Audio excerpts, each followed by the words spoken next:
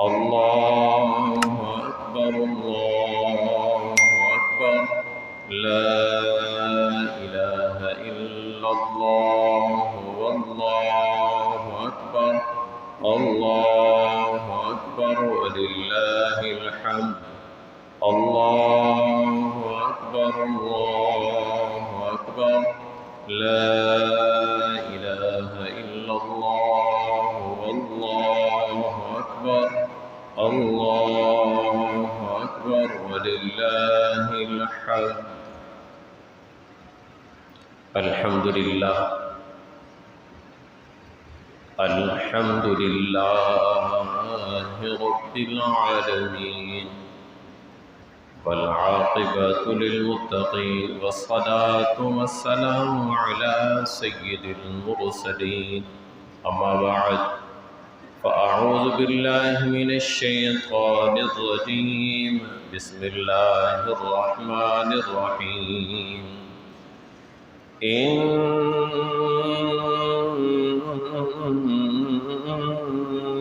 صلاتي ونسكي ومحياي ومماتي لله رب العالمين لا شريك له لا شريك له لا شريك له وبذلك أمرت وأنا أول المسلمين.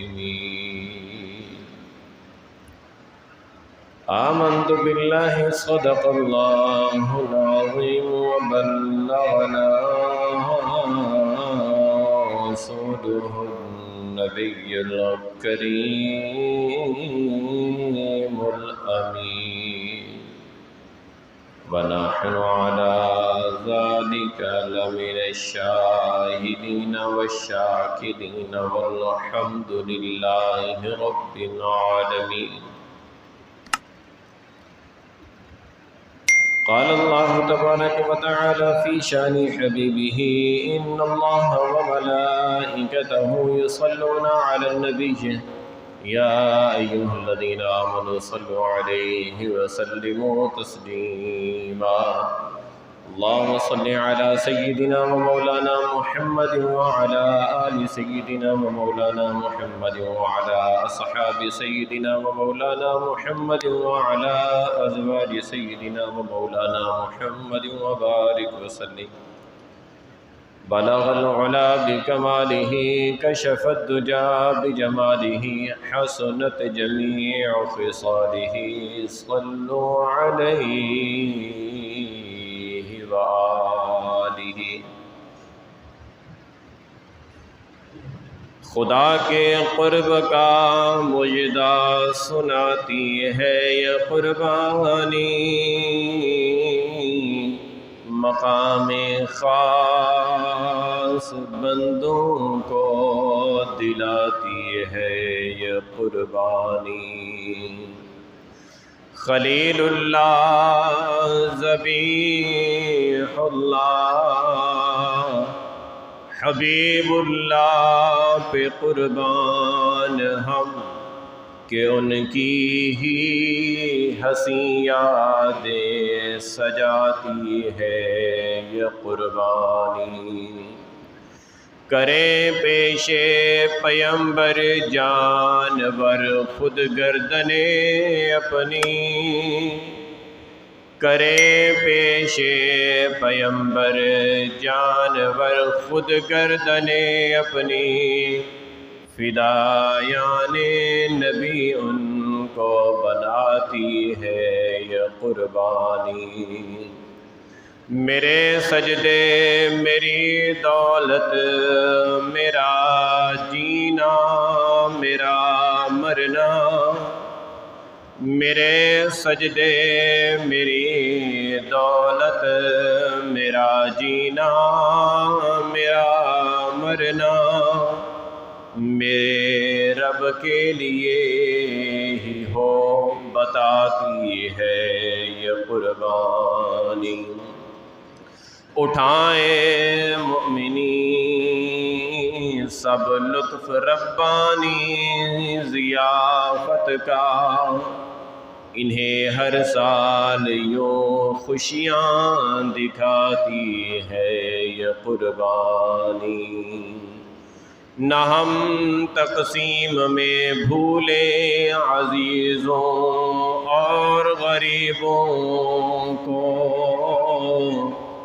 نہ ہم تقسیم میں بھولیں عزیزوں اور غریبوں کو، ہمیں ایثار کا جذبہ سکھاتی ہے یہ قربانی۔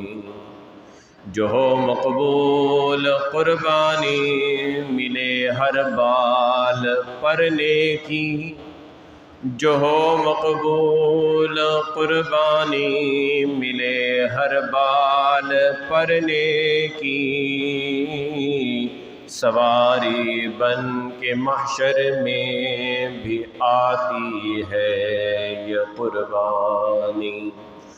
اگر تاریخ محبوبان خالق پر نظر ڈالیں تو اس کے ہر ورق پر جگمگاتی ہے یہ قربانی۔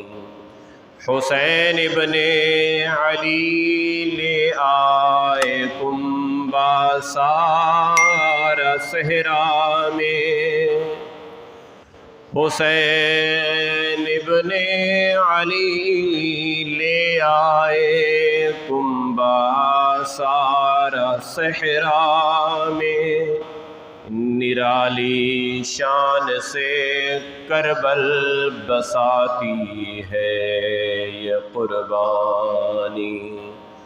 ملا ہے یہ سبق بدر و احد احزاب سے ثاقب، ملا ہے یہ سبق بدر و احد احزاب سے ثاقب، لٹا کر اپنا سب کچھ دے بچاتی ہے یہ قربانی۔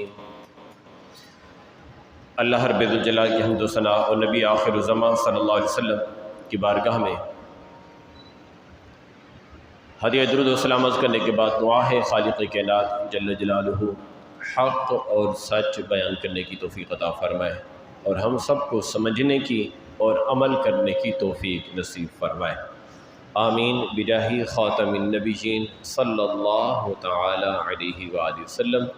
آپ کے سامنے اللہ رب العالمین کے لا ریب و بے عیب کتاب قرآن مجید فرقان حمید کی جو آیات مبارکہ تلاوت کی ہیں، اس حوالے سے کچھ باتیں آپ کی گوش گزار کرنی ہیں۔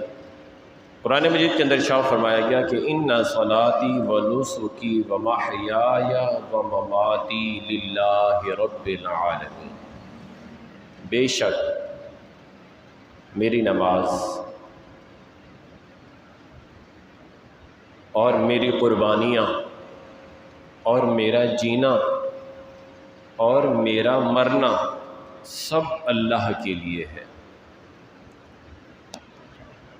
اللہ تبارک و تعالی نے اپنے حبیب ہمارے آقا و مولا سید المرسلین صلی اللہ علیہ وآلہ وسلم سے ارشاد فرمایا، محبوب آپ لوگوں سے ارشاد فرما دیجئے کہ بے شک قل، اللہ نے لفظ قل سے اس آیت کا آغاز فرمایا کہ محبوب آپ فرما دیجئے۔ جیسے اللہ تعالیٰ نے اپنی وحدانیت کا اعلان کیا تو اللہ نے اپنے محبوب سے فرمایا قل هو اللہ احد، اے محبوب آپ فرما دیجئے کہ وہ اللہ ایک ہے۔ جبکہ لفظ قل کے بغیر بھی آیت کا معنی ٹھیک ہے، هو اللہ احد، وہ اللہ ایک ہے، وہ اللہ، آپ بولیے وہ اللہ، سب ایک مانتے ہیں نا، سب ایک مانتے ہیں، تو بولیے وہ اللہ ایک ہے۔ تو پھر رب نے فرمایا قل، اے محبوب آپ فرما دیجئے کہ وہ اللہ ایک ہے۔ یہاں تھوڑی سی توجہ چاہوں گا، جو یہ کہتے ہیں کہ ڈائریکٹ قرآن پڑھو، ڈائریکٹ عمل کرو، حدیث کی ضرورت نہیں ہے، نبی کی ضرورت نہیں ہے، نبی کا کام تھا پیغام لینا، پیغام دینا، بس پیغمبر کا اتنا کام تھا، تو رب تعالیٰ نے خود اعلان ڈائریکٹ کیوں نہیں کیا؟ وہ تو رب ہے۔ جب رب ہو کر، خالق ہو کر، مالک ہو کر، ہر چیز پر قادر ہو کر وہ ڈائریکٹ اپنی وحدانیت کا اعلان نہیں کر رہا، تو بندہ ہو کے کہتا ہے ڈائریکٹ اللہ کی عبادت، ڈائریکٹ اللہ کی اطاعت۔ کیا تیری طاقت زیادہ بڑی ہے؟ کیا تیرا علم زیادہ بڑا ہے؟ کیا تیرا عہدہ زیادہ بڑا ہے؟ وہ رب ہو کر، وہ قادر مطلق ہو کر، وہ خالق کائنات ہو کر وہ اعلان کر رہا ہے قل، اے محبوب آپ فرما دیجئے وہ اللہ ایک ہے۔ اس آیت کو بھی آپ نے سامنے رکھنا ہے۔ رب نے فرمایا ان صلاتی و نسکی و محیای و مماتی للہ رب العالمین، بے شک میری نماز، میرے سجدے، میری عبادت، میری ریاضت، میری نیکی، میری تسبیح، میرا ذکر، میری تلاوت، میرے وظیفے، میں جو بھی اچھا عمل کرتا ہوں، تمام اعمال اور میری قربانیاں اور میرا جینا اور میرا مرنا، یہ سب میرے رب کے لیے ہے۔ معنی پھر بھی پورا ہے۔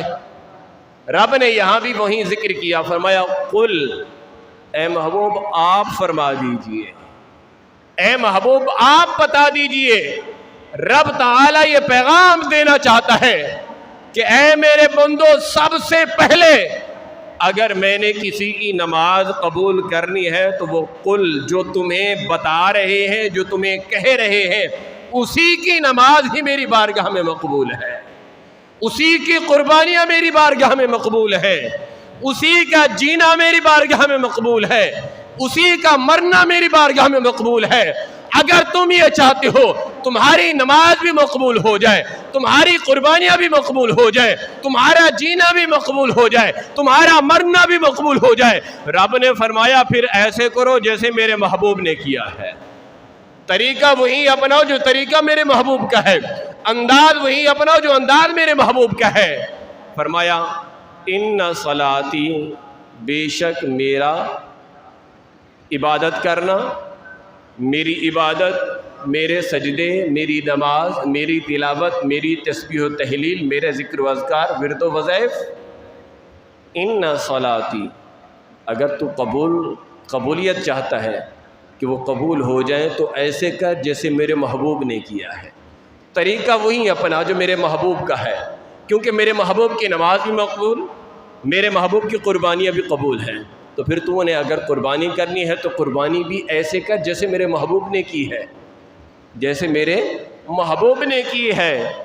اور پھر فرمایا وَمَحْيَايَ، اے میرے رب میرا جینا بھی تیرے لیے ہے، تو پھر رب فرماتا ہے پھر جی بھی ایسے جیسے میرے محبوب جیا کرتے تھے۔ انداز زندگی وہ اپنا جو میرے محبوب کا ہے، طریقہ کار زندگی وہ اپنا جو میرے محبوب کا ہے۔ وَمَمَاتِي، اور میرے مالک میں مرنا بھی تیرے لیے چاہتا ہوں۔ تو پھر رب تعالیٰ نے فرمایا پھر تو مر بھی ایسے جیسے میرے محبوب نے دنیا سے وصال فرمایا ہے، جیسے میرے محبوب نے دنیا سے پردہ فرمایا ہے۔ اب پیارے آقا صلی اللہ علیہ وآلہ وسلم کی سیرت طیبہ ہماری آنکھوں کے سامنے ہے۔ قرآن مجید کے اندر ایک اور موقع پر رب تعالیٰ ارشاد فرماتا ہے کہ لَقَدْ كَانَ لَكُمْ فِي رَسُولِ اللَّهِ أُسْوَةٌ حَسَنَةٌ، کہ محبوب کریم صلی اللہ علیہ وسلم کی جو زندگی ہے وہ لوگوں کے لیے اسوہ حسنہ ہے، ایک نمونہ ہے، زندگی کیسے گزارنی ہے، جینا کیسے ہے، مرنا کیسے ہے، رہنا کیسے ہے، رات کیسے گزارنی ہے، دن کیسے گزارنا ہے، کاروبار کیسے کرنی ہے، حکومت کیسے کرنی ہے، رعایا کے ساتھ کیسے برتاؤ کرنا ہے، رعایا نے حکومت کے ساتھ کیسے برتاؤ کرنا ہے، یہ تمام امور پیارے آقا صلی اللہ علیہ وسلم کی زندگی کے اندر موجود ہیں۔ جب بندہ پیارے آقا صلی اللہ علیہ وسلم کی سنت کے مطابق زندگی گزارتا ہے تو پھر وہ اس درجے پر فائز ہو جاتا ہے کہ ان صلاتی و نسکی و محیای و مماتی للہ رب العالمین. وہ پھر رب کی بارگاہ میں عرض کر سکتا ہے میرے مالک میری نماز بھی تیرے لیے ہے، میری قربانیاں بھی تیرے لیے ہیں، میرا جینا بھی تیرے لیے ہے اور میرا مرنا بھی تیرے لیے ہے. اب اس کے اندر اہم نقطہ، نماز تو اللہ کے لیے ہی ہے، اس میں تو کسی کا بھی اختلاف نہیں ہے، سب اللہ کے لیے نماز پڑھتے ہیں. اسی کے ساتھ ساتھ قربانی کا مسئلہ بڑا پیچیدہ ہے. قربانی کس کے لیے کر رہے ہیں؟ اللہ کے لیے قربانی کر رہے ہیں. قابل توجہ نقطہ ہے. ہاں جی اللہ کے لیے قربانی کر رہے ہیں. اتنا مال خرچ اس کس لیے کیا؟ اللہ کو راضی کرنے کے لیے کیا. اگر قربانی کا جانور آپ لاکھوں روپے کا لے کر اللہ کو راضی کرنے کے لیے اتنا مال خرچ کر سکتے ہیں تو پھر محلے کی بیوہ کو راشن دلا کر بھی رب کو راضی کر سکتے ہیں. محلے کی بیوہ یاد نہیں، کیونکہ وہاں اس بیوہ کو راشن دلانے میں، یتیم بچوں کو راشن دلانے میں، سفید پوش غریبوں کو راشن دلانے میں، ان کی مدد کرنے میں واہ واہ کہاں ہوگی، نام کہاں ہوگا؟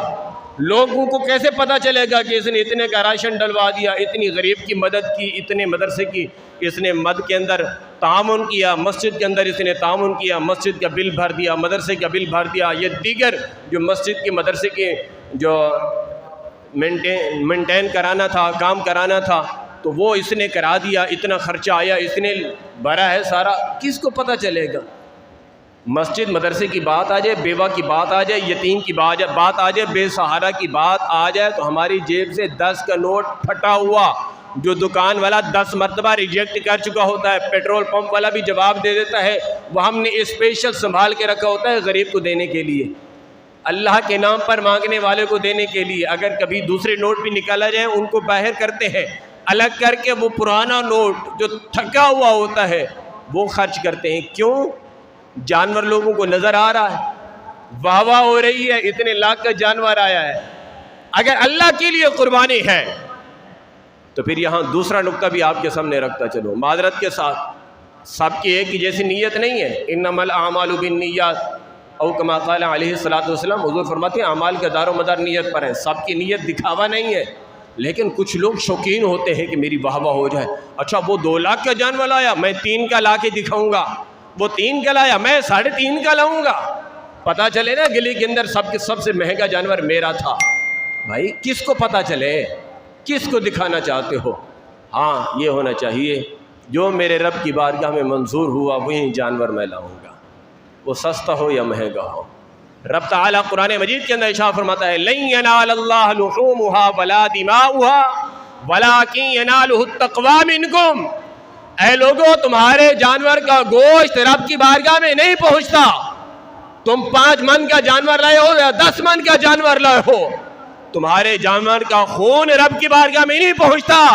اس کا خون 1 بالٹی نکلا ہے یا 5 بالٹی نکلا ہے، تمہارے رب کی بارگاہ میں وَلَٰكِن يَنَالُهُ التَّقْوَىٰ مِنْكُمْ. تم نے رب کی رضا کتنا حاصل کرنے کے لیے، رب کو خوش کرنے کے لیے تمہارے دل کے اندر جو تقوی تھا، جو طہارت تھی، رب کو راضی کرنے کی جو نیت تھی، اللہ کی بارگاہ میں تو تمہارا وہ تقوی اور تمہاری نیت پہنچتی ہے.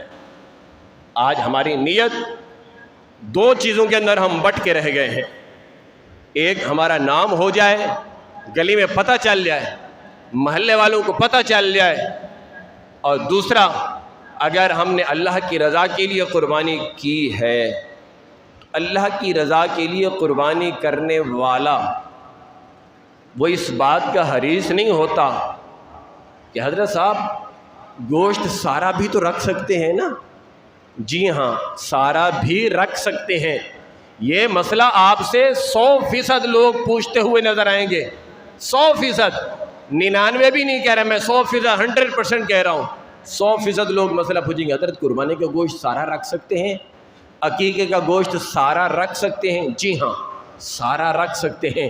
کبھی کبھی یہ بھی مسئلہ پوچھ لیں حضرت یہ سارا تقسیم بھی کر سکتے ہیں، یہ سارا غریبوں کو بھی دے سکتے ہیں، سارا اللہ کی رضا کے لیے دے بھی سکتے ہیں؟ نہیں نہیں نہیں، یہ مسئلہ تو پوچھنا نہیں ہے نا. پھر 3 لاکھ کا جانور لانے کا مقصد کیا تھا؟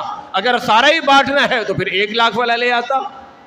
سارا ہی بانٹنا ہے، سارا ہی تقسیم کرنا ہے تو پھر 2 لاکھ والا بہت تھا. اس سے بڑا لینے کی کیا ضرورت تھی؟ لایا ہی اس لیے ہوں تاکہ مہینہ بھر ہم گوشت کھائیں، پتہ چلے کہ واقعی ہم نے قربانی کی تھی، ہمارے گھر میں 1 مہینہ گوشت موجود رہا ہے. یہ بنیادی چیزیں ہیں جس کے اوپر ہم نے غور کرنا ہے.